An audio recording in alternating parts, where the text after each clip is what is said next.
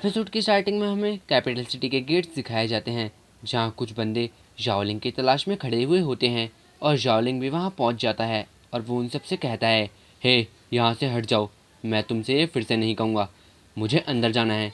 और तभी वो बंदे जाओलिंग को गुस्से में कहते हैं, तुम्हारी इतनी हिम्मत कि तुमने लेडी जुओ को किडनैप किया जाओलिंग, अब तुम्हें यहाँ सरेंडर करना होगा। और जाओलिंग कहता है, और अगर मैं ऐसा ना करूँ तो। और हमें दिखाया जाता है कि उसके पीछे जुओजी होती है, जिसे जाओ डाओ ने पकड़ा हुआ होता है। और तभी वो बंदे शाओलिंग की ओर अपने वेपन्स लेके बढ़ने लगते हैं और वो कहते हैं, हमारे पास हमारे मास्टर का ऑर्डर है कि अगर तुम हमारे साथ चलने से मना करते हो तो हम तुम्हें मार सकते हैं। और जाओलिंग तभी कहता है, अगर तुम्हारे लिए लेडीज़ वो इतनी ज़्यादा इम्पोर्टेंट नहीं है तो मैं उन्हें मार देता हूँ। और वो जोशी चिल्ला चिल्ला कर कह रही होती है, मुझे बचाओ मुझे बचाओ। और तभी एक बंदा आगे आता हुआ जाओलिंग की ओर हमला करता है और चिल्लाता हुआ कहता है, अब तुम मरने वाले हो जाओलिंग। और वो बंदा एक एरियल अटैक कर रहा होता है और तभी जाओलिंग जोशी को उठाकर फेंकता है उसी बंदे की तरफ।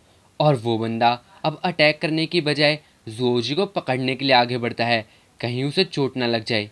और इसी बात का फ़ायदा उठाता हुआ जाओलिंग अपनी पर्पल वाइन्स को बाहर लाता है और उस पर हमला करने के लिए कहता है। और तभी उसकी वो पर्पल वाइन्स उस दूसरे बंदे के सीने के आर पार हो जाती हैं और वो बंदा वहीं के वहीं ख़त्म हो जाता है और जोशी अभी भी हवा में ही होती है। और तभी शाओलिंग की पर्पल वाइन्स उसे भी पकड़ लेती हैं और ये देखकर बाकी के बंदे काफ़ी ज़्यादा हैरान होते हैं और डरे हुए भी।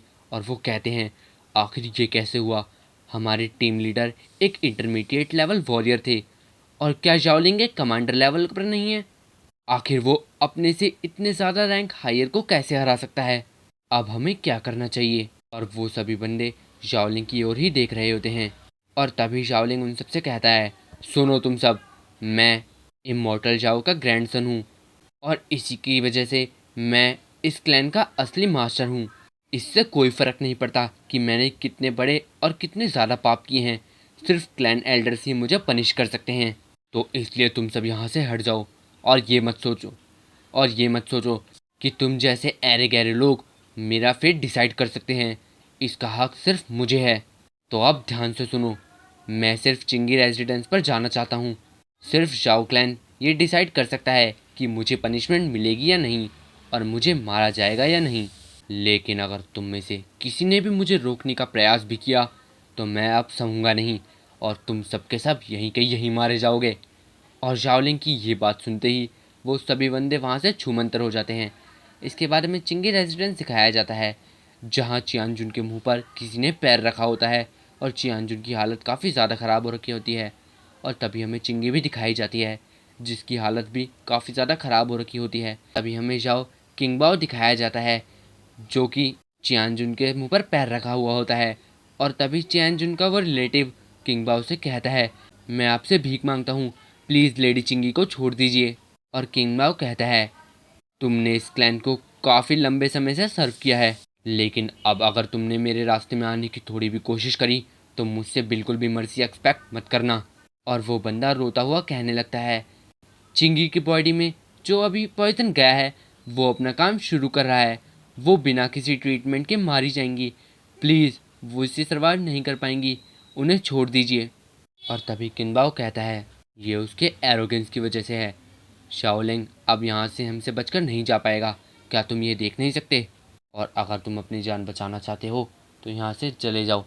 और वो बंदा अब भी चिंगी को बचाने की गुहार लगा रहा होता है, लेकिन तभी किंगबाओ अपनी लात से उस बंदे को दूर फेंक देता है और वो चिंगी की ओर बढ़ने लगता है और कहता है, ये तो सच में काफ़ी दिक्कत दे रहा है। और वो चिंगी के पास जाकर कहता है, हमारे क्लैन एल्डर ने तुम्हें हमारे साथ लेकर आने के लिए ऑर्डर दिया है, तो हमारा निकलने का समय हो चुका है। और वो चिंगी को उसके हाथ में रस्सी बांधकर लेकर जाने लगता है और चियानजुन उसे रोकने की कोशिश कर रहा होता है, लेकिन वो अभी ज़मीन पर ही पड़ा होता है और उसमें हिम्मत भी नहीं होती कि वो उठकर किंगबाओ से लड़ भी सके। और वो सिर्फ वहाँ देख पा रहा होता है और किंगबाओ घसीटता हुआ चिंगी को वहाँ से लेकर जा रहा होता है। और उस समय चिंगी को काफ़ी ज़्यादा तकलीफ़ हो रही होती है और इसी के साथ ये एपिसोड एंड हो जाता है।